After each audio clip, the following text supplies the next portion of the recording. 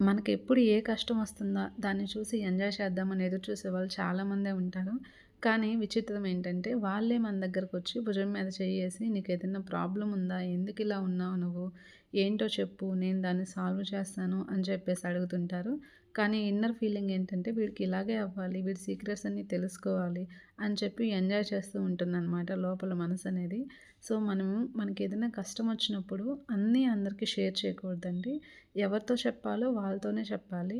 ఎందుకంటే 90% పీపుల్ ఇలాగే ఉన్నారు. వాళ్ళ విషయాలన్నీ తెలుసుకొని అందరికీ చెప్పేయడము, లేదా వీడికొచ్చిన కష్టాన్ని చూస్తూ ఎంజాయ్ చేయడము ఇలాగే జరుగుతుంటుంది. కానీ మనకి ఏ కష్టం వచ్చినా మనం స్ట్రాంగ్‌గా ఉండాలి.